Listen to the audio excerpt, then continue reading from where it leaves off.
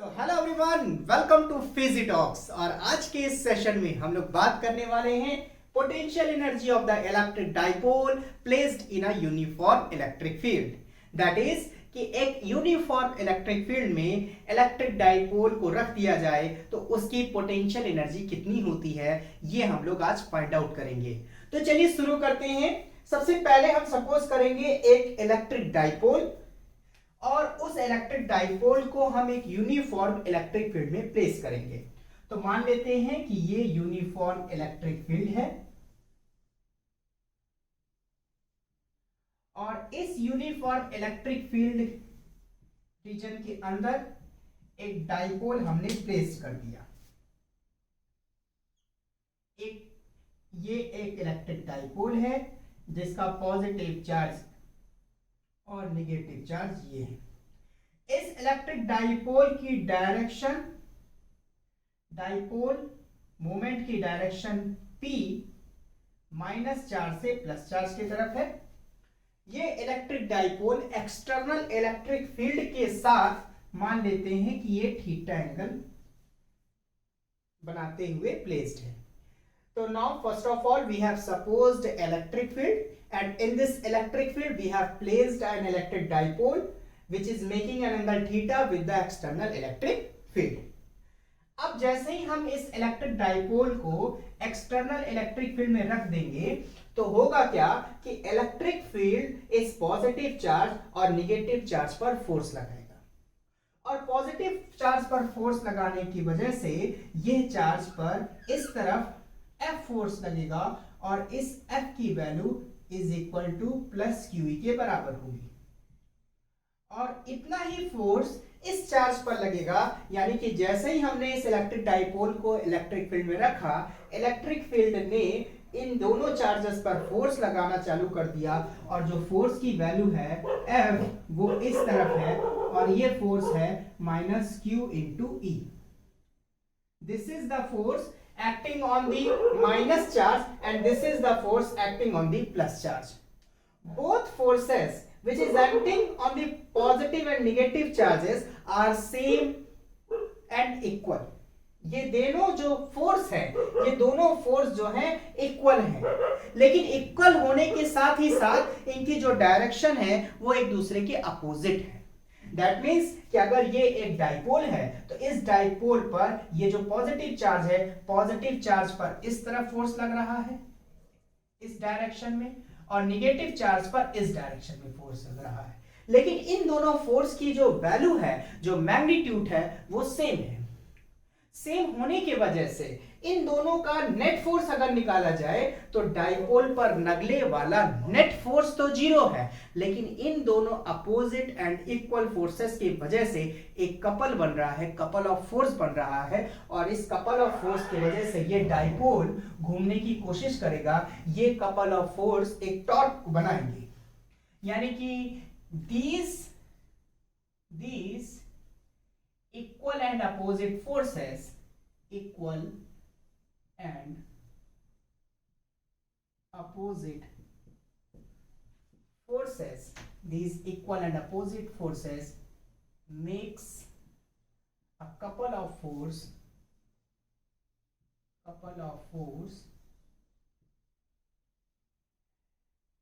that is a torque। एक torque create होगा, एक कपल ऑफ फोर्स बनाएंगे, इसका मतलब एक टॉर्क क्रिएट होगा, और इन दोनों इक्वल एंड अपोजिट फोर्सेस की वजह से ये डाइपोल घूमने की कोशिश करेगा।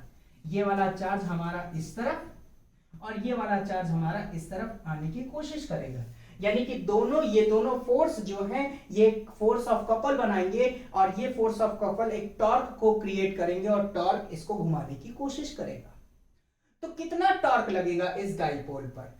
तो इस डाइपोल पर टॉर्क निकालने का जो फॉर्मूला होता है, टॉर्क का फॉर्मूला होता है torque is equal to one force, कोई एक force, into perpendicular distance between the forces. Perpendicular distance between the forces, कोई एक फोर्स और दोनों फोर्स के बीच की परपेंडिकुलर डिस्टेंस। तो अब अब ये बताइए कि इन दोनों चार्जेस के बीच में डिस्टेंस कितनी है। मान लेते हैं इन दोनों चार्जेस के बीच की डिस्टेंस है 2a। तो ये दोनों फोर्स के बीच की जो परपेंडिकुलर डिस्टेंस होगी, ये परपेंडिकुलर डिस्टेंस कितनी होगी, ये परपेंडिकुलर डिस्टेंस। तो हम इस थीटा का साइन लेंगे। तो साइन थीटा बराबर क्या होता है, साइन थीटा बराबर क्या होता है, perpendicular upon hypotenuse, perpendicular upon hypotenuse. तो perpendicular is equal to hypotenuse sine theta, और यहां पर हाइपोटेनियस है 2a, that is perpendicular is equal to 2a sine theta. तो ये जो परपेंडिकुलर डिस्टेंस है ये अब बन जाएगी 2a sine theta, 2a sine theta. यानी कि torque is equal to one force में आप लिख सकते हैं QE। तो यहां पर हमने लिखा QE, और perpendicular distance between the forces that is 2a sin theta.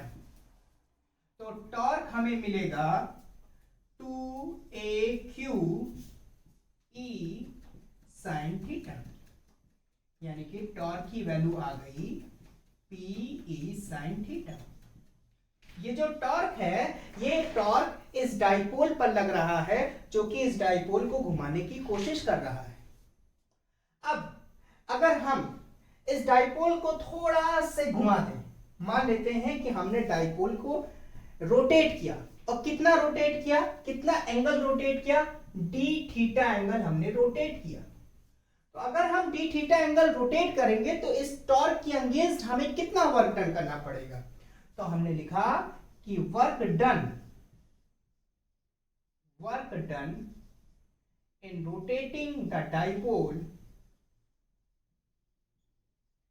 Work done in rotating the dipole by d theta. तो work done is equal, work done हो जाएगा dw, क्योंकि हम थोड़ा सा ही घुमा रहे हैं। तो dw is equal to tau into D theta, tau into D theta. अब डाइपोल को थोड़ा से हल्का से घुमाने में कितना वर्क डन करना पड़ा, dw, और dw की वैल्यू कितनी है, tau into D theta, tau into D theta. अब हम टाउ की वैल्यू रख देंगे, तो टाउ की वैल्यू हो जाएगी PE साइन थीटा, और ये बन गया थीटा। तो ये हमें, अगर हम डाइपोल को थोड़ा से अमाउंट घुमाएंगे तो हमें इतना काम करना पड़ेगा। तो मान लेते हैं कि हमने डाइपोल को एक पोजीशन θ1 से θ2 तक घुमाया, θ1 पोजीशन से θ2 पोजीशन तक रोटेट किया। तो θ1 से θ2 तक रोटेट करने में हमें कितना काम करना पड़ेगा। तो इसके लिए हम इस छोटा सा जो वर्क डन निकाले हैं इसका इंटीग्रेशन कर देंगे। तो आइए इंटीग्रेशन करते हैं। मैं इसको इरेज कर रहा हूं, आप इसका स्क्रीनशॉट ले लीजिए पहले। चलिए अब देखिए क्या करना है कि हमने जो है इसको इंटीग्रेट करना है। तो dw इज इक्वल टू आया d tau d theta, that is PE sine theta d theta, that is equal to dw के। अब now total work done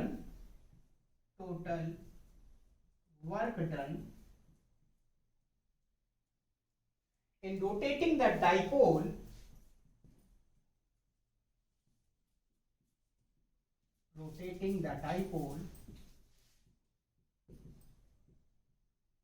from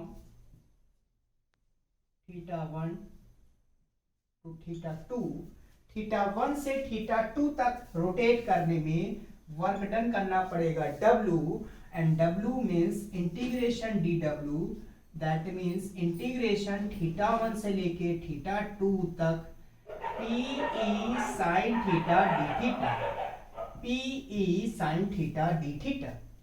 अब PE को हम आउट ऑफ इंटीग्रेशन कर देंगे, क्योंकि हमारा जो इलेक्ट्रिक फील्ड है ये यूनिफॉर्म है और डाइपोल मोमेंट भी कांस्टेंट है इसकी वैल्यू। तो PE को आउट ऑफ द इंटीग्रेशन करेंगे, ये हो जाएगा θ1 से θ2 तक साइन थीटा डी थीटा। अब साइन थीटा का हम इंटीग्रेशन करेंगे और लिमिट लगाएंगे, थीटा 1 से लेके थीटा 2 तक की लिमिट लगाएंगे।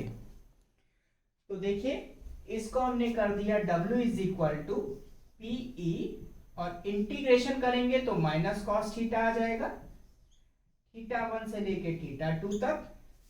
इसको हम लोग सॉल्व करेंगे तो हमें मिलेगा PE माइनस बाहर cos theta 2 minus cos theta 1, यानी कि अपर लिमिट में से लोअर लिमिट को घटा देते हैं। तो अपर लिमिट थीटा 2 थी तो पहले एक बार थीटा की जगह हमने थीटा 2 रखा, फिर माइनस लगाया, थीटा 1 रखा। अब इस अंदर वाले बाहर वाले माइनस को अंदर ले जाइए तो W इज इक्वल टू आ जाएगा PE cos theta 1 minus cos theta 2। cos theta 1 is equal to minus cos theta 2। ये हमने कर दिया। अब इसके बाद हम क्या करेंगे, ये हमने वर्क डन किया डाइपोल को रोटेट कराने के लिए। थीटा 1 से थीटा 2 अगर हम डाइपोल को रोटेट कराएंगे तो इतना हमको वर्क डन करना पड़ा।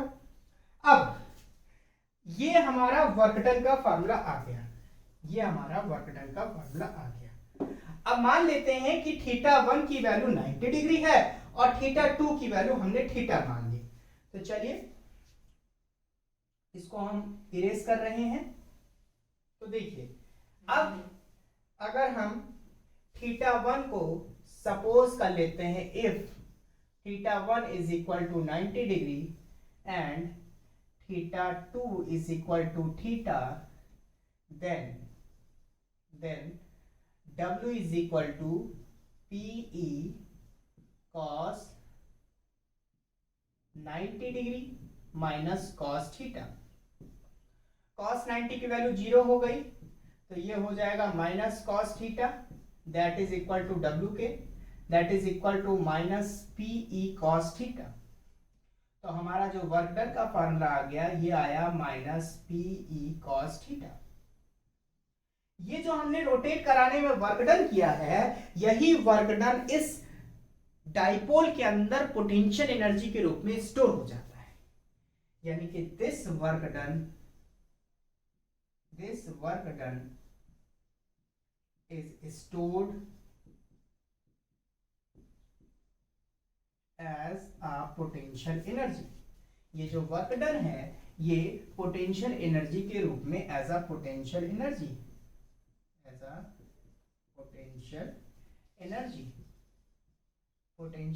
के रूप में ये स्टोर हो जाता है, यानी कि potential energy U is equal to minus PE cos theta. Potential energy U is equal to minus PE cos theta. तो हमारी जो पोटेंशियल एनर्जी बनेगी वो कितनी बनेगी, माइनस PE cos थीटा, यानी कि एक्सटर्नल इलेक्ट्रिक फील्ड में रखे डाइपोल की जो पोटेंशियल एनर्जी होती है वो माइनस PE cos थीटा होती है। नोट कर लीजिए। अब अलग अलग कंडीशन पर हम इसकी पोटेंशियल एनर्जी निकालेंगे कि डाइपोल जब हमारा इलेक्ट्रिक फील्ड के पैरेलल है, डाइपोल जब हमारा इलेक्ट्रिक फील्ड के परपेंडिकुलर है, या डाइपोल जब हमारा इलेक्ट्रिक फील्ड के एंटी पैरेलल है। तो इन तीन कंडीशन में हम डाइपोल की पोटेंशियल एनर्जी निकालेंगे on the basis of this formula. तो सबसे पहले इस फार्मूले को आप नोट कर लीजिए और फिर हम लोग स्पेशल केसेस पर चलते हैं।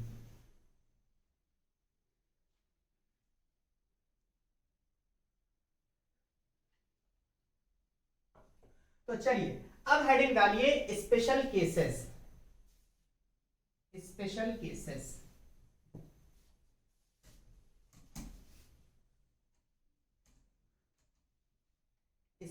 केसेस और केस नंबर 1। केस वन में क्या करेंगे कि मान लेते हैं कि ये हमारी इलेक्ट्रिक फील्ड है और इस इलेक्ट्रिक फील्ड में हमारा डाइपोल इलेक्ट्रिक फील्ड के पैरेलल रखा हुआ है, यानी कि ये हमारा डाइपोल है जिसका पॉजिटिव चार्ज इस तरफ है, नेगेटिव चार्ज इस तरफ है, और ये डाइपोल मोमेंट की डायरेक्शन है P और ये इलेक्ट्रिक फील्ड की डायरेक्शन है E। और आप देख रहे हैं कि दोनों एक दूसरे के पैरेलल हैं। तो ये हमने केस लिया है और दोनों एक दूसरे के पैरेलल है, इसका मतलब थीटा बराबर 0 डिग्री, थीटा बराबर 0 डिग्री। देखिए ये जो इलेक्ट्रिक फील्ड लाइंस है, जिस तरफ एरो रहता है फील्ड लाइंस में, इसका मतलब उस तरफ जो है निगेटिव प्लेट है। तो अगर आपने इलेक्ट्रिक फील्ड को इस तरह से रिप्रेजेंट किया है, इसका मतलब ये निगेटिव इधर होगी प्लेट और इधर कहीं पॉजिटिव प्लेट होगी, पॉजिटिव प्लेट होगी। तो ये जो डाइपोल है हमारा, ये डाइपोल का पॉजिटिव वाला चार्ज निगेटिव प्लेट के सामने आना चाहेगा और ये जो निगेटिव वाला चार्ज है ये पॉजिटिव प्लेट के तरफ आना चाहेगा। और अगर ये कंडीशन इसको ऑब्टेन हो गई है, प्राप्त हो गई है, तो इस कंडीशन में ये P इसका जो डाइपोल मोमेंट है ये लगाई गई इलेक्ट्रिक फील्ड की डायरेक्शन के पैरेलल होगा। और इस कंडीशन में दोनों एक दूसरे के पैरेलल होने की कंडीशन में एक दूसरे को इंटरसेक्ट नहीं कर रहे हैं, दैट इज इनके बीच में एंगल 0 डिग्री बन रहा है। और एंगल 0 डिग्री बन रहा है तो इस कंडीशन में इसकी पोटेंशियल एनर्जी क्या होगी? पोटेंशियल एनर्जी की वैल्यू होती है -PE cos थीटा, और यहां हम लिखेंगे -PE cos 0 डिग्री u की वैल्यू, तो u हमारा हो जाएगा -PE, क्योंकि cos 0 की वैल्यू होती है 1, तो इसकी पोटेंशियल एनर्जी आ गई -PE। ये potential energy minimum potential energy है, और मिनिमम पोटेंशियल एनर्जी की कंडीशन में डाइपोल हमारा स्टेबल कंडीशन में होगा, यानी कि this is the minimum potential energy. ये क्या है? Minimum potential energy, minimum potential energy of the dipole, of the dipole. ये डाइपोल की मिनिमम पोटेंशियल एनर्जी है, and this is the stable. In this condition the dipole will be in stable condition. Dipole जो हमारा होगा वो stable condition में होगा, या हम कह सकते हैं स्टेबल इक्विलिब्रियम में होगा। किसमें होगा? स्टेबल इक्विलिब्रियम में होगा। तो इक्विलिब्रियम में होने की वजह से ये जो डाइपोल है, ये जो स्टेबल इक्विलिब्रियम में है, इस वजह से डाइपोल, तो minimum potential energy of the dipole, and this is the stable equilibrium condition, equilibrium condition. ये डाइपोल की स्टेबल इक्विलिब्रियम कंडीशन है। अब केस नंबर 2 पर चलते हैं, केस नंबर 2 पर चलते हैं। अच्छा, स्टेबल इक्विलिब्रियम में एक बात और खास होगी कि ये डाइपोल जैसे ये रखा है, अब डाइपोल को आप थोड़ा से भी डिफ्लेक्ट करेंगे इसकी पोजीशन से, ऐसे डिफ्लेक्ट कर दिया, मान लीजिए आपने ऐसे ऐसे नचा दिया, तो नचाने के बाद डाइपोल फिर से अपने ही पोजीशन में आ जाएगा।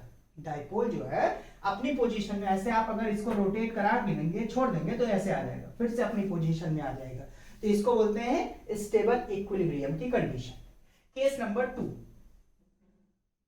केस नंबर 2 में मान लेते हैं कि हमारा डाइपोल इलेक्ट्रिक फील्ड के परपेंडिकुलर है, इलेक्ट्रिक फील्ड के परपेंडिकुलर है, दैट इज ये हमने इलेक्ट्रिक फील्ड लगाई, और इस इलेक्ट्रिक फील्ड में डाइपोल कुछ इस तरीके से रखा है, जिसकी वजह से पॉजिटिव P की जो डायरेक्शन है वो उस ऊपर की तरफ है, और E की डायरेक्शन इस तरफ है। दोनों एक दूसरे के क्या है? परपेंडिकुलर है, 90 डिग्री का एंगल बना रहे हैं। तो अगर 90 डिग्री का एंगल बना रहे हैं तो पोटेंशियल एनर्जी जो होगी -PE cos 90, cos 90 की वैल्यू 0 होती है, इसलिए इसकी पोटेंशियल एनर्जी 0 हो जाएगी। यानी कि जब हमारा डाइपोल इलेक्ट्रिक फील्ड के परपेंडिकुलर होगा तो इस कंडीशन में डाइपोल की पोटेंशियल एनर्जी 0 होगी। ठीक है, चलिए अब चलते हैं केस नंबर 3 पर। तो केस नंबर 3 पढ़ेंगे अनस्टेबल इक्विलिब्रियम। केस नंबर 3 है अनस्टेबल इक्विलिब्रियम। तो केस नंबर 3 में चलते हैं, हेडिंग डालिए केस 3। केस 3 का मतलब कि थीटा की वैल्यू 180 डिग्री है, थीटा की वैल्यू हम लोग लेंगे 180 डिग्री। दैट मीन्स कि अगर हमारा इलेक्ट्रिक फील्ड इस तरफ है, इलेक्ट्रिक फील्ड की डायरेक्शन ऐसे, this is the direction of electric field. और इस इलेक्ट्रिक फील्ड में हमने इलेक्ट्रिक डाइपोल को कुछ इस तरीके से प्लेस कर दिया,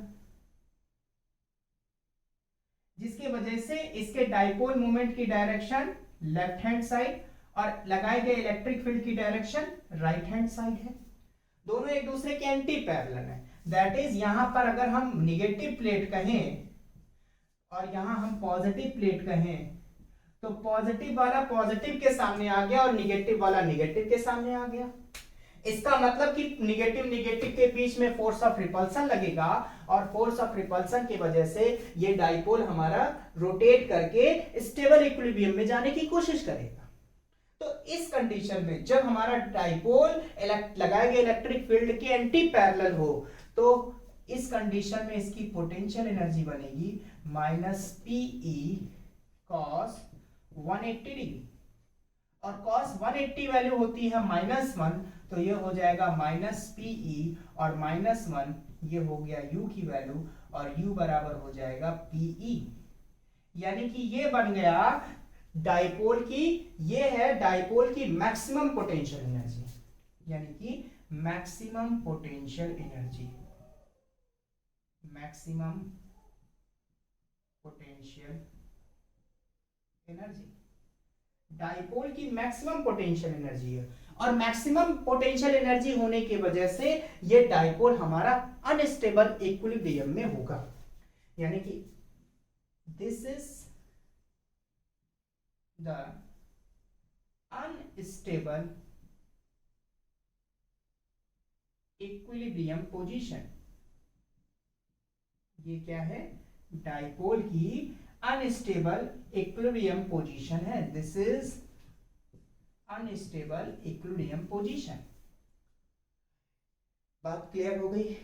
यानी कि पोटेंशियल एनर्जी जितनी ज्यादा होगी अनस्टेबिलिटी उतनी ज्यादा होगी। ये उसी तरह से है जिस तरह से आप जितनी ज्यादा ऊपर हाइट पर जाएंगे गिरने का डर उतना ही रहता है, यानी कि आप अनस्टेबल होने लगते हैं। उसी तरह से यहाँ पर भी है कि पोटेंशियल एनर्जी जितनी ज्यादा मैक्सिमम है उसकी अनस्टेबिलिटी उतनी ही ज्यादा है, स्टेबल होने की जो संभावना है वो उतनी ही कम है। तो ये हमारा था potential energy of the electric dipole in a uniform electric field in a different position. अब हम लोग इसके ऊपर एक न्यूमेरिकल लगाएंगे और न्यूमेरिकल में देखेंगे कि कैसे हम लोग पोटेंशियल एनर्जी को कैलकुलेट करते हैं। तो इसको नोट कर लीजिए और अब हम लोग चलते हैं न्यूमेरिकल की तरफ।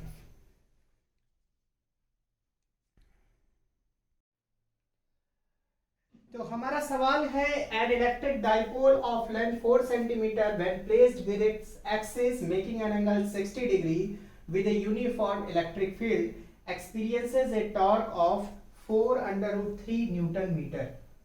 Calculate the magnitude of electric field and potential energy of the dipole that has charges of ±8 nanocoulomb। यानी कि हमारे पास एक इलेक्ट्रिक डाइपोल है और इलेक्ट्रिक डाइपोल की लेंथ दी हुई है 4 सेंटीमीटर। इस इलेक्ट्रिक डाइपोल को हमने एक यूनिफॉर्म इलेक्ट्रिक फील्ड में रखा है और यूनिफॉर्म इलेक्ट्रिक फील्ड के साथ हमारा डाइपोल मोमेंट 60 डिग्री का एंगल बना रहा है। इस कंडीशन में डाइपोल पर टॉर्क लग रहा है 4√3 न्यूटन मीटर। बताइए लगाए गए अप्लाइड इलेक्ट्रिक फील्ड की वैल्यू कितनी होगी और इस कंडीशन में डाइपोल की पोटेंशियल एनर्जी कितनी होगी। तो सबसे पहले हम एक इलेक्ट्रिक फील्ड बनाएंगे और इस इलेक्ट्रिक फील्ड के अंदर हमने एक डाइपोल प्लेस्ड कर दिया और ये डाइपोल इलेक्ट्रिक फील्ड के साथ 60 डिग्री का एंगल बना रहा है। डाइपोल मोमेंट की डायरेक्शन इस तरह से है P और ये इलेक्ट्रिक फील्ड की डायरेक्शन है। इस डाइपोल पर इस कंडीशन में जो टॉर्क लगेगा वो होता है Pe sin थीटा। आपको एक्सटर्नल इलेक्ट्रिक फील्ड निकालना है तो आप लिख सकते हैं E is equal to tau upon P sin theta. P मतलब डाइपोल मोमेंट, तो P हो जाएगा P is equal to 2a³। 2a मतलब डाइपोल की लेंथ और डाइपोल की लेंथ है 4 सेंटीमीटर। You can write 4 × 10⁻²। और Q की जो वैल्यू है ये है 8 नैनोकूलम। आप लिख सकते हैं 8 × 10⁻⁹ कूलम। तो डाइपोल मोमेंट आ जाएगा आपका 4 8 जा 32 इंटू 10 की पावर -11 कूलाम मीटर, या आप लिख सकते हैं 3.2 इंटू 10 की power -10 coulomb metre. This is the value of dipole moment. अब इस डाइपोल मोमेंट की वैल्यू को यहाँ पुट करेंगे और टॉर्क की वैल्यू दी है 4√3, तो टॉर्क की वैल्यू रखेंगे 4√3 और डाइपोल मोमेंट की वैल्यू हो जाएगी 3.2 10 की power -10 sine theta. Sine theta means sign 60 degree और साइन 60 की वैल्यू होती है √3/2। यहाँ लिख सकते हैं √3/2। √3 से √3 कैंसिल, 2 से यहाँ ये 2 से ये कैंसिल, 1/1.6 हो जाएगा। तो ये बन जाएगा आपका 4/1.6 और 10 की पावर -11 माइनस, यहाँ पर हम लोग ये -10 लेंगे यहाँ पर, तो ये है 10 की पावर -10, तो 10 की पावर ऊपर जाएगा तो ये बन जाएगा +10, 10 की पावर +10। तो आप इसको डिवाइड करेंगे 40/16 10 की पावर +10 और ये बन जाएगा 2.5 इंटू 10 की पावर 10 न्यूटन अपॉन कूलम। यानी कि जो अप्लाइड इलेक्ट्रिक फील्ड है, अप्लाइड इलेक्ट्रिक फील्ड की वैल्यू 2.5 10 की पावर 11 न्यूटन अपॉन कूलम आ गई। This is the E and E is 2.5 10 की पावर 10 न्यूटन अपॉन कूलम। ये आपकी अप्लाइड इलेक्ट्रिक फील्ड की वैल्यू आ गई। अब हमें निकालनी है इस कंडीशन में डाइपोल की पोटेंशियल एनर्जी। तो डाइपोल की पोटेंशियल एनर्जी निकालने का फार्मूला देखते हैं। पहले आप इसको नोट कर लीजिए, स्क्रीनशॉट ले लीजिए। चलिए स्क्रीनशॉट ले लिया आपने। अब हम लोग पढ़ेंगे potential energy of the dipole. तो पोटेंशियल एनर्जी ऑफ डाइपोल कैसे कैलकुलेट करेंगे, देखिए। पोटेंशियल एनर्जी का फार्मूला होता है U is equal to -PE cos theta.